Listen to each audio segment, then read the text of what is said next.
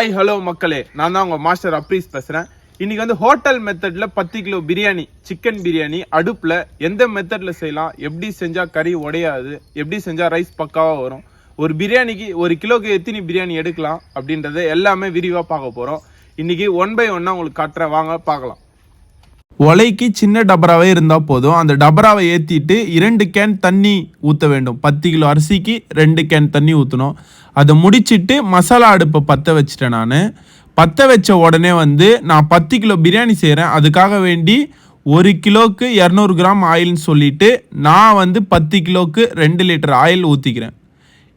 அடுப்பு நல்லா காஞ்ச உடனே தான் ஊற்றணும். அது நல்லா வந்து விறகை ஏற்றணும். நம்மளுக்கு எந்த அளவுக்கு டபரால அனல் இருக்கோ அந்த அளவுக்கு பிரியாணி ரொம்ப டேஸ்ட்டாக இருக்கும். ஆனியன் வந்து நான் 1 கிலோக்கு 400 கிராம் சொல்லிட்டு நான் செய்கிறது வந்து 10 கிலோ பிரியாணி, அதனால் வந்து நான் 4 கிலோ ஆட் பண்ணியிருக்கேன். பட்டை, இலவங்கம், ஏலக்காய் 3மே பார்த்தீங்கன்னா 50-50 ஆட் பண்ணியிருக்கேன். அது வந்து வெங்காயத்துக்கூடயே ஆட் பண்ணிவிடுங்க. அதுக்கப்புறம் இது அப்படியே டபராவில் போட்டு நான் 1 கிலோ பேலன்ஸ் வெங்காயம் மட்டும் நிறுத்தியிருக்கேன். அது லாஸ்ட்டாக போட்டால் நம்மளுக்கு மசாலா பக்காவாக கிடைக்கும். வெங்காயத்தை நல்லா வதக்கணும். நம்மளால் முடிஞ்ச அளவுக்கு வெங்காயத்தை வதக்கணும். அதுக்கேற்ற மாதிரி தீயும் நல்லா ஏற்றிக்கிட்டே இருக்கணும். நம்மளுக்கு லாஸ்ட்டில் தம் கட்டும் போது வந்து பார்த்திங்கன்னா தீ நல்லா இருக்கணும். இது வந்து நான் சொல்கிறது வந்து ஹோட்டல் மெத்தட். நல்லா டேஸ்ட்டாகவும் இருக்கும், பிரியாணி வாசனையாகவும் இருக்கும். இப்போ பார்த்துருப்பீங்க, வெங்காயம் நல்லா வதங்கியிருக்கும். வெங்காயம் பொன்னிறமாக வரணும். வெங்காயம் பொன்னிறமாக வந்தால் தான் நம்மளுக்கு டேஸ்ட்டு வந்து பக்காவாக கிடைக்கும். இப்போ வந்து இஞ்சி பூண்டு ஆட் பண்ண போகிறேன். நான் வந்து அந்த வால்கினை வந்து 2 கிலோ அளவு எனக்கு, அதனால் நான் அதுக்குன்னே செஞ்ச வால்கினா அது பார்த்தீங்கன்னா 1 கிலோ இஞ்சி 1 கிலோ பூண்டு ரெண்டுமே சேர்த்து வெங்காயம் நல்லா வதங்கினோடனே அதில் ஆட் பண்ணிடணும். நீங்கள் பார்த்துருப்பீங்க, அது பாருங்கள், நல்லா வதக்கிட்டே இருக்கணும். இஞ்சி பூண்டும் நல்லா வதக்கணும். இஞ்சி பூண்டை வந்து நம்ம எந்த அளவுக்கு வதக்குறோமோ பிரியாணி நம்மளுக்கு அந்த அளவுக்கு வாசனையாகவும் இருக்கும், டேஸ்ட்டாகவும் இருக்கும். இஞ்சி 1 கிலோ பூண்டு 1 கிலோ ஆட் பண்ணியிருக்கேன் நான். அதை போட்டு எண்ணெயில் நல்லா வதக்கணும். நம்ம எந்த அளவுக்கு வதக்குறோமோ அந்த அளவுக்கு டேஸ்ட். அரிசி வந்து இஞ்சி பூண்டு போட்ட உடனே நான் வந்து பாஸ்மதி அரிசியில் செய்கிறேன். எந்த அரிசியாக இருந்தாலுமே வந்து இஞ்சி பூண்டு போட்ட உடனே வந்து நம்ம வந்து அரிசியில் தண்ணி ஊற்றிடணும்.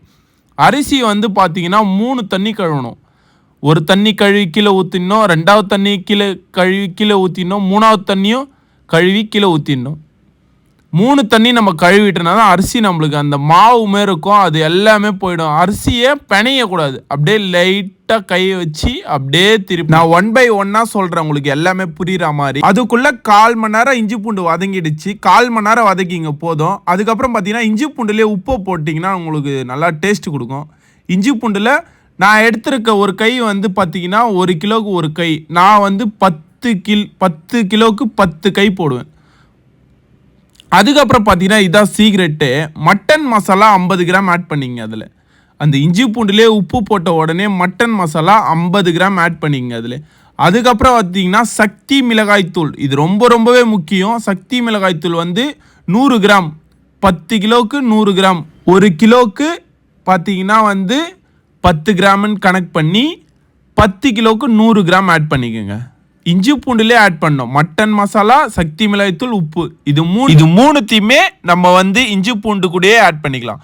நல்லா நம்ம வதக்கணும். அப்படியே கலர்ஃபுல்லாகவும் இருக்கும், நம்மளுக்கு ஃப்ளேவராகவும் இருக்கும், நல்லா வாசனையும் சூப்பராக இருக்கும். உங்களுக்கு ஹோட்டல் மெத்தடில் நல்லா இருக்கும். தக்காளி வந்து 3 கிலோ ஆட் பண்ணிங்க. 10 கிலோ அரிசிக்கு 3 கிலோ தக்காளி, 50 கிராம் பச்சை மிளகா. தக்காளியும் பச்சை மிளகாவும் ஒன்றா ஆட் பண்ணிக்கங்க, நல்லாவே இருக்கும் ஃப்ளேவர். அதையும் போட்டு எண்ணெயிலே நல்லா வதக்கிடுங்க. வதக்கிட்டே இருங்க. எந்த அளவுக்கு வதக்குறோமோ அந்த அளவுக்கு பிரியாணி சூப்பராக இருக்கும். புதினா மல்லி வந்து ஒரு கட்டு எடுத்துருக்கேன். புதினா 1 கட்டு பெரிய கட்டு, மல்லி 1 கட்டு பெரிய கட்டு. இது ரெண்டையுமே நல்லா நான் ஏற்கனவே 2 தண்ணி அலசிட்டேன். இது வீடியோக்கோசம் இது பண்ணியிருக்கேன். 2 தண்ணி அலசிட்டு 3வது தண்ணி போட்டுருங்க. இதையும் நம்ம வந்து ஒரு கட்டு வந்து பிரியாணிக்கு 10 கிலோ அரிசிக்கு ஒரு பெரிய கட்டு. சென்னையெல்லாம் பார்த்தீங்கன்னா சின்ன கட்டாக இருக்கும்.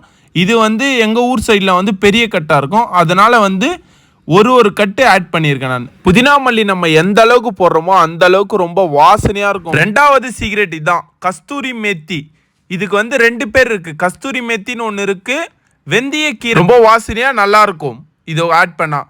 அப்புறம் பார்த்தீங்கன்னா தயிர் வந்து 10 கிலோ அரிசிக்கு 2 லிட்டர் ஊற்றுங்க தாராளமாக. சாப்பாடு நல்லா பொசன்னு நல்லா சூப்பராகவே பக்காவே இருக்கும். அப்படியே 2 லிட்டர் தயிர் ஆட் பண்ணுங்கள். 10 கிலோ அரிசிக்கு 2 லிட்டர் தயிர் 1 கிலோ அரிசிக்கு 200 கிராம் தயிர் ஊற்றுங்க. வேறு லெவலில் இருக்கும் பிரியாணி. வாசனையாகவும் இருக்கும், நல்லாவே இருக்கும். எல்லாத்தையுமே ஆட் பண்ணிவிட்டு கட்டை எல்லாமே வெளியே எரிஞ்சிட்ருக்கோம். அதுக்கப்புறம் பார்த்தீங்கன்னா உள்ளே தள்ளி விட்டு நல்லா அப்படியே கிண்டினே இருங்க. ஆவி பறக்க பறக்க வாசனை உங்களுக்கு வந்துக்கிட்டே இருக்கும் உங்கள் மூக்குக்கு. அதுக்கப்புறம் பார்த்தீங்கன்னா நான் வச்சு இந்த வால்கிண்ணை வந்து பார்த்தீங்கன்னா 2 லிட்டர் அளவு. அது நான் வந்து 5 வால்கிண்ணம் தண்ணி வச்சிட்டேன். அதில் அப்போ வந்து 10 லிட்டர் தண்ணி ஆட் பண்ணியிருக்கேன். அதில் 10 லிட்டர் தண்ணி ஆட் பண்ணிடுங்க. நல்லா சுற்றி மசாலாவாக இருக்கும். எல்லா இடத்துலையுமே சுற்றி நல்லா ஊற்றிக்குங்க. நம்ம இந்த தண்ணி வந்து சாதா தண்ணி ஊற்றக்கூடாது.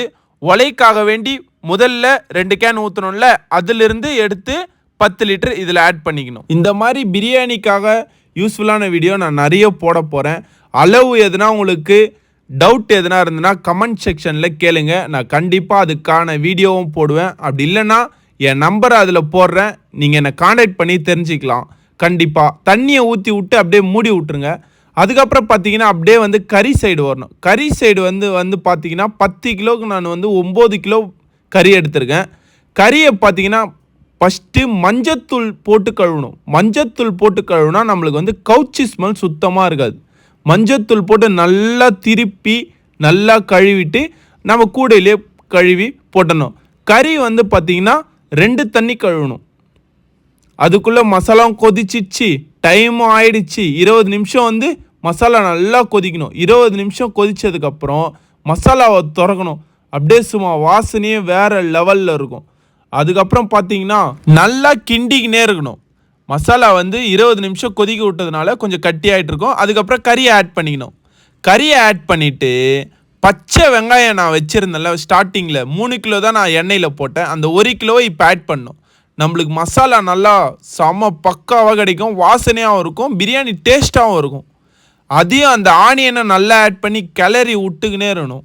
அப்புறம் பார்த்தீங்கன்னா லைட்டாக போட்டு உப்பு செக் பண்ணணும். அடுத்தபடியாக வந்து உப்பு செக் பண்ணணும். உப்பு வந்து பார்த்தீங்கன்னா கறிக்கிற மாரி இருக்கணும். பிரியாணியில் மசாலாவில் கறிக்கிற மாரி இருக்கணும். அப்போ தான் பிரியாணியில் வந்து உங்களுக்கு கரெக்டாக வரும். நான் உப்பு செக் பண்ண கரெக்டாக இருந்துச்சு. 10 கை நான் போட்டேன், 10 கிலோ கரெக்டாக இருந்துச்சு. அப்படியே கறியை போட்ட உடனே லோ ஃப்ளேமில் இருக்கணும். அப்போ தான் நம்மளுக்கு கறி உடையாது. அப்படியே பாருங்கள், எண்ணெய்லாம் மேலே வந்து அப்படியே கலர்ஃபுல்லாக இருக்குது. நீங்களே பாருங்கள். அந்த கொதி வந்த உடனே வந்து சுற்றி நெருப்பை எடுத்துடணும். நம்ம சுற்றி ரவுண்டு கட்டி விட்டணும். நெருப்பை எல்லாம் எரியிற கட்டை எல்லாமே எடுத்துட்டு அப்படியே அழகாக தோசை சுடுற மாதிரி வந்து ரவுண்டு கட்டிடுங்க.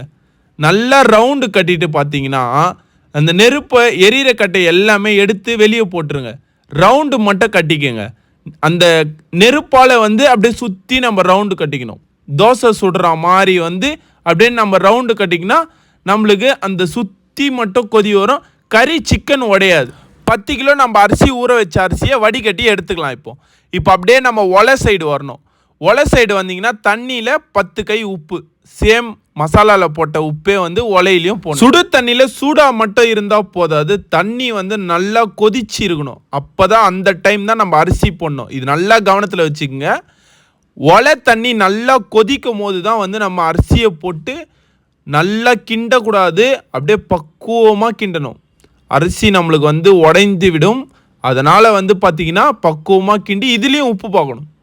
இதுலேயும் உப்பு பார்த்து கறிக்கிற மாதிரி இருக்கணும். உப்பு லைட்டாலாம் இருக்கக்கூடாது, கறிக்கிற மாதிரி இருக்கணும். அப்புறம் கொஞ்சம் நேரம் சென்று ஒரு 20 நிமிஷம் விட்டிங்கன்னா அரிசி வந்து 50% வெந்துடும். வெந்த உடனே நம்ம தூக்கிடணும் அரிசியை.